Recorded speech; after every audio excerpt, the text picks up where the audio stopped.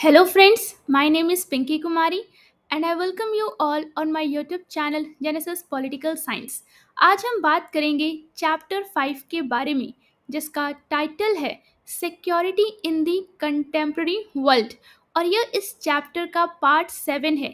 आपसे मेरा ये रिक्वेस्ट है कि इस वीडियो को देखने से पहले आप इसका part 1, part 2, part 3, part 4, part 5 और पार्ट 6 ज़रूर देखें और हम फॉलो कर रहे हैं आपकी NCERT text book that is contemporary world politics.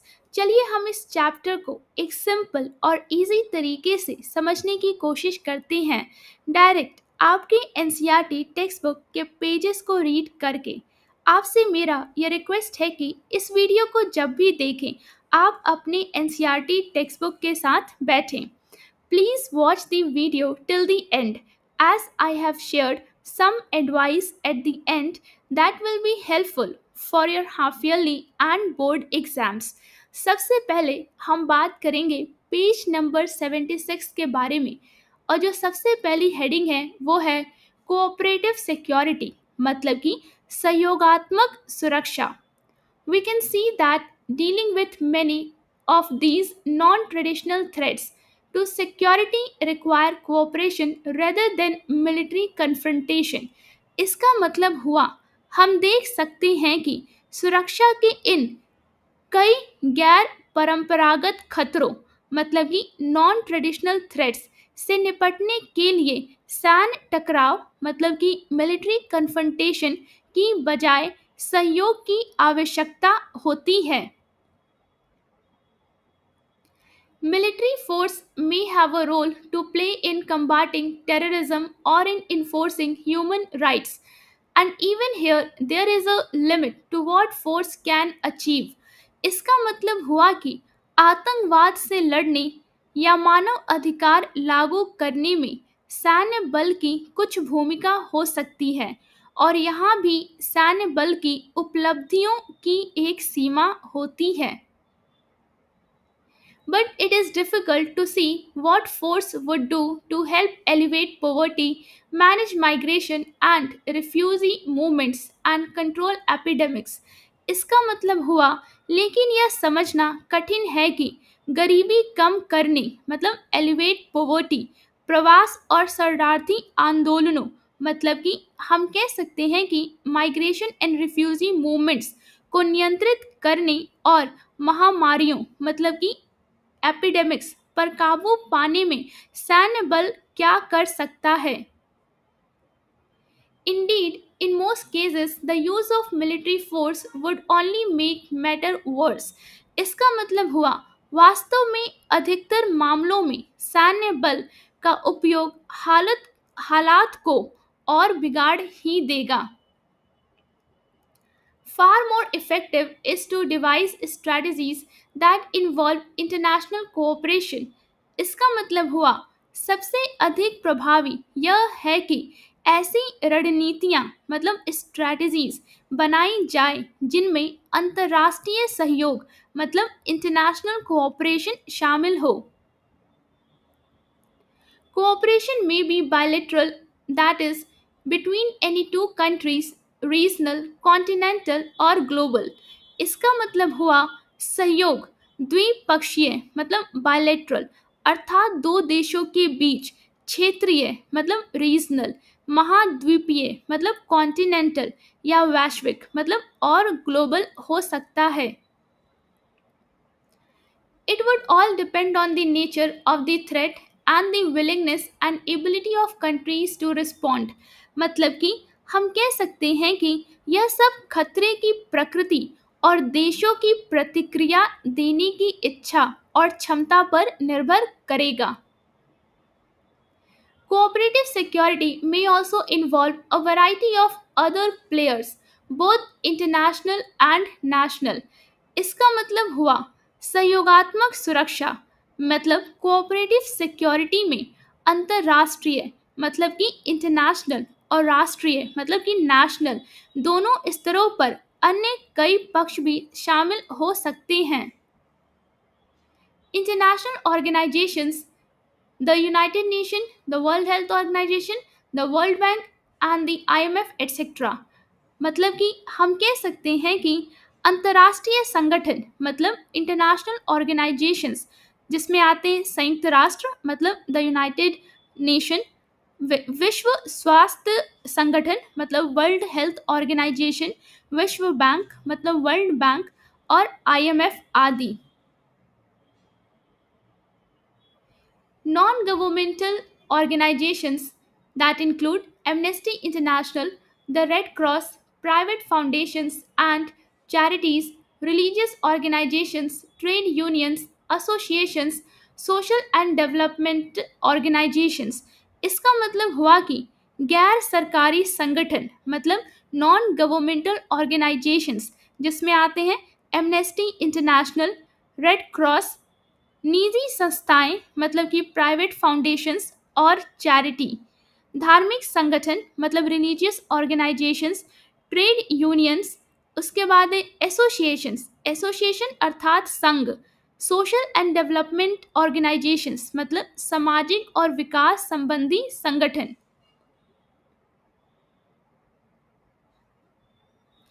Businesses and corporations and great personalities that include, for example, mother Teresa, Nelson Mandela.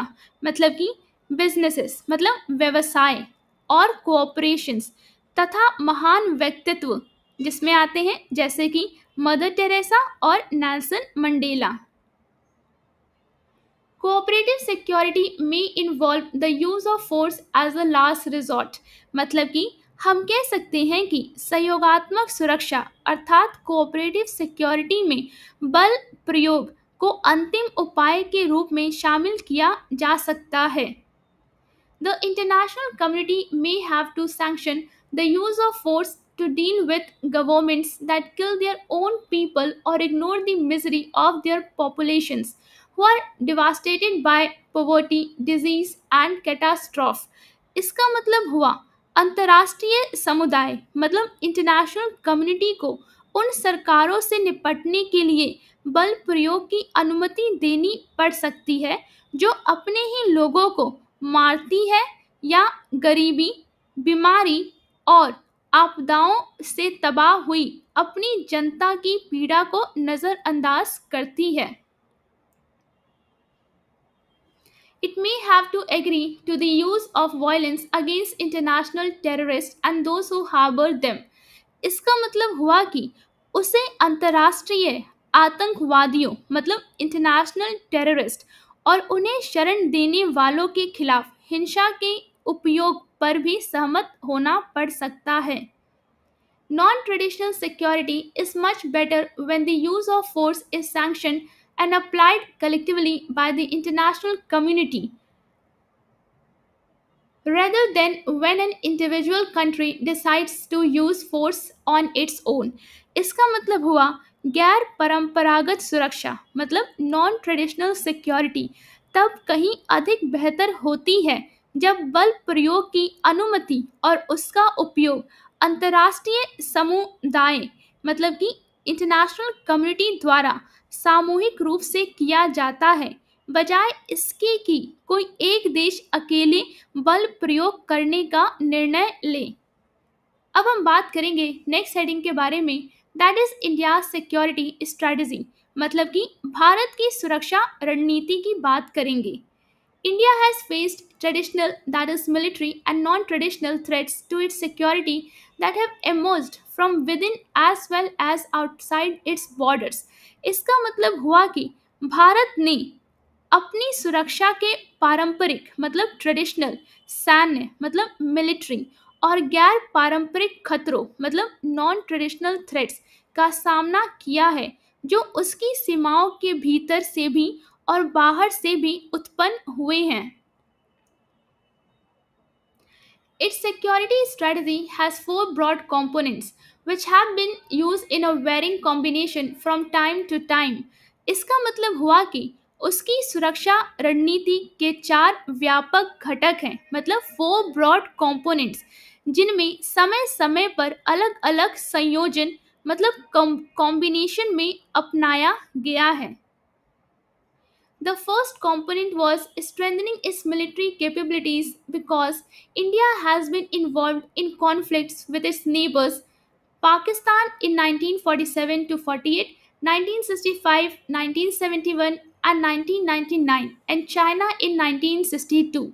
इसका मतलब हुआ कि पहला घटक था मतलब फर्स्ट कंपोनेंट अपनी सैन्य क्षमताओं को मजबूत करना मतलब स्ट्रेंथनिंग इट्स मिलिट्री कैपेबिलिटीज क्योंकि भारत अपने पड़ोसियों के साथ संघर्षों में शामिल रहा है पाकिस्तान के साथ 1947 से लेकर 1948 तक फिर 1965 फिर 1971 और 1999 में और चीन के साथ 1962 में since it is surrounded by nuclear armed countries in अब हम बात करेंगे पेज नंबर 77 के बारे में in the south Asian region इसका मतलब हुआ कि हम कह सकते हैं कि चूंकि दक्षिण एशियाई क्षेत्र में भारत चारों ओर परमाणु हथियार संपन्न देशों से घिरा हुआ है India's decision to conduct nuclear tests in 1998 was justified by the Indian government in terms of safeguarding national security. इसका मतलब हुआ कि national security in India's first tested a nuclear device in 1974. हम कह सकते हैं कि चूंकि इसका मतलब हुआ कि इसलिए 1998 में परमाणु परीक्षण हम कह सकते हैं न्यूक्लियर टेस्ट करने के भारत के निर्णय को राष्ट्रीय सुरक्षा मतलब कि नेशनल सिक्योरिटी की रक्षा के संदर्भ में भारतीय सरकार ने उचित ठहराया भारत ने पहली बार 1974 में परमाणु उपकरण मतलब न्यूक्लियर डिवाइस का परीक्षण अर्थात टेस्ट किया था The second component of India's security strategy has been to strengthen international norms and international institutions to protect its security interest.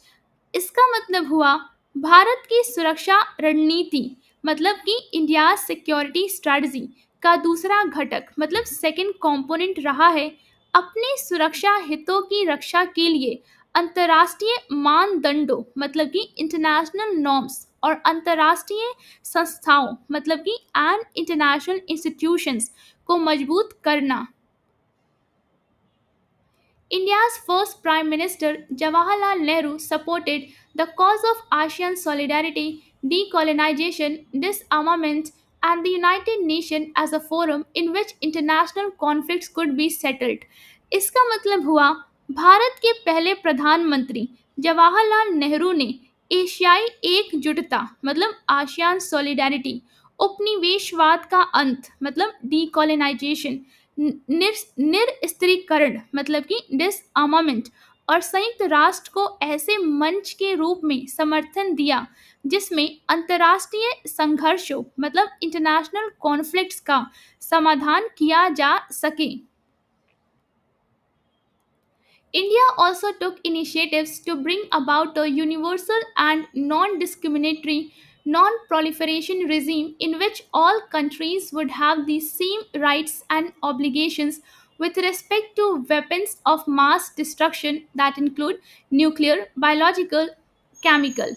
इसका मतलब हुआ भारत ने एक सार्वभौमिक मतलब कि यूनिवर्सल और भेदभाव रहित मतलब कि एंड नॉन डिस्क्रिमिनेटरी अप्रसार व्यवस्था मतलब कि नॉन प्रोलिफरेशन लाने की पहल की जिसमें सामूहिक विनाश के हथियारों हम कह सकते हैं वेपन्स ऑफ मास डिस्ट्रक्शन जिसमें आते हैं परमाणु मतलब न्यूक्लियर जैविक मतलब बायोलॉजिकल रासायनिक मतलब केमिकल के संदर्भ में सभी देशों के समान अधिकार और दायित्व हो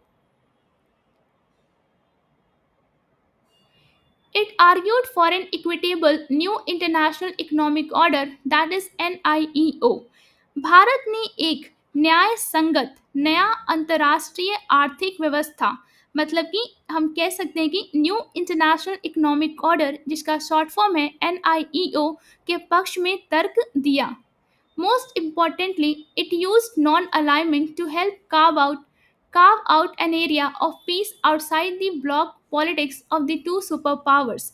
इसका मतलब हुआ सबसे महत्वपूर्ण बात यह है कि भारत ने गुटनिरपेक्षता मतलब नॉन अलाइनमेंट का उपयोग करके दो महाशक्तियों की गुटीय राजनीति से बाहर शांति का एक क्षेत्र बनाने में मदद की।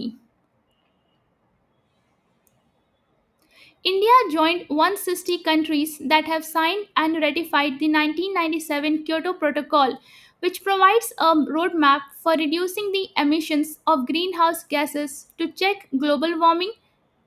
इसका मतलब हुआ कि भारत ने उन 160 देशों में शामिल हुआ जिन्होंने 1997 के क्योटो प्रोटोकॉल पर हस्ताक्षर और अनुमोदन किया, जो वैश्विक ऊष्मीकरण मतलब कि हम कह सकते हैं कि ग्लोबल वार्मिंग पर नियंत्रण पाने के लिए ग्रीन हाउस गैसों के उत्सर्जन को कम करने का रोडमैप प्रदान करता है। Indian troops have been sent abroad on United Nations peacekeeping mission in support of cooperative security initiatives। मतलब कि भारत ने सहयोगात्मक सुरक्षा पहलों के समर्थन में संयुक्त राष्ट्र की शांति स्थापना मिशनों पर अपने सैनिकों को विदेश भेजा है। The third component of Indian security strategy is geared towards meeting security challenges with the country। मतलब कि भारतीय सुरक्षा रणनीति का तीसरा घटक मतलब थर्ड कंपोनेंट के भीतर देश के भीतर सुरक्षा चुनौतियों का सामना करने की दिशा में केंद्रित है। Several militant groups from areas such as Nagaland, Mizoram, the Punjab, and Kashmir, among others, have from time to time sought to break away from India। मतलब कि नागालैंड, मिजोरम, पंजाब और कश्मीर जैसे क्षेत्रों के कई उग्रवादी समूहों मतलब कि मिलिटेंट ग्रुप्स ने समय समय पर भारत से अलग होने की कोशिश की है। India has tried to preserve national unity by adopting a democratic political system which allows different communities and groups of people to freely articulate their grievances and share political power।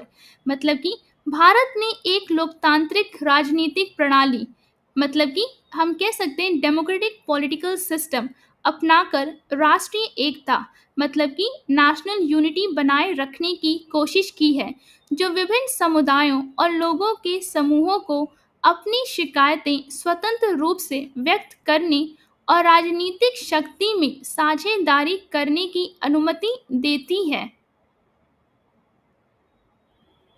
Finally, there has been an attempt in India to develop its economy in a way that the vast mass of citizens are lifted out of poverty and misery, and huge economic inequalities are not allowed to exist। इसका मतलब हुआ कि अंततः भारत में अपनी अर्थव्यवस्था को इस प्रकार विकसित करने का प्रयास किया गया है कि विशाल जनसंख्या को गरीबी और दुख से बाहर निकाला जा सके और भारी आर्थिक असमानताओं मतलब कि ह्यूज इकोनॉमिक इनइक्वालिटीज को अस्तित्व में ना रहने दिया जाए। The attempt has partially succeeded। We are advancing toward overcoming poverty and inequality। मतलब कि यह प्रयास आंशिक रूप से सफल हुआ है। हम गरीबी और असमानता को दूर करने की दिशा में आगे बढ़ रहे हैं। Yet, democratic politics allows spaces for articulating the voice of the poor and the deprived citizens। मतलब कि फिर भी लोकतांत्रिक राजनीति गरीब और वंचित नागरिकों की आवाज व्यक्त करने के लिए स्थान उपलब्ध कराती है। There is a pressure on the democratically elected governments to combine economic growth with human development। मतलब कि हम कह सकते हैं कि लोकतांत्रिक तरीके से चुनी गई सरकारों पर यह दबाव होता है कि वे आर्थिक विकास मतलब इकोनॉमिक ग्रोथ को मानव विकास मतलब कि ह्यूमन डेवलपमेंट के साथ जोड़ें। Thus, democracy is not just a political ideal, A democratic government is also a way to provide greater security. मतलब कि इस प्रकार लोकतंत्र मतलब डेमोक्रेसी केवल एक राजनीतिक आदर्श नहीं है, मतलब कि not just a political ideal. लोकतांत्रिक सरकार मतलब कि डेमोक्रेटिक गवर्नमेंट अधिक सुरक्षा प्रदान करने का एक तरीका भी है। You will read more about the success and failures of Indian democracy in this respect in the textbook on politics in India since independence। मतलब कि आप इस संदर्भ में भारतीय लोकतंत्र की सफलताओं और विफलताओं के बारे में और अधिक पढ़ेंगे। स्वतंत्रता के बाद भारत में राजनीति मतलब कि politics in India since independence की पाठ्यपुस्तक अर्थात टेक्स्ट बुक में। इस प्रकार आज हमने इस चैप्टर को कंप्लीट कर लिया है। उम्मीद करती हूँ जो पेजेस आज हमने डिस्कस किया वो आपको एक सिंपल और इजी तरीके से समझ में आया होगा। Finally, I want to share some advice that will make your preparation easier and help you score well in both your half yearly and board exams. Advice 1. Read your NCERT textbook carefully. While reading your chapters, pay special attention to the dates of events given in your NCERT textbook. इसका benefit क्या होगा? You will be able to answer 1 mark questions easily and correctly. Advice 2. Stick to one main source, either NCERT or your notes, and study it most of the time. Advice 3. Do not use too many sources. Revise the same source many times. At the end, I want to say study smart, give minimum input, but aim for maximum output. With this advice, I would like to end the video. अगर video अच्छा लगा हो तो like और subscribe करना ना भूलिए, share जरूर करें और अपने दोस्तों को भी इस चैनल के बारे में बताइए। कमेंट्स में अपनी राय ज़रूर दें। बेल आइकन पे क्लिक करें ताकि अगला वीडियो मिस ना हो। मिलते हैं नेक्स्ट वीडियो में, तब तक के लिए थैंक यू।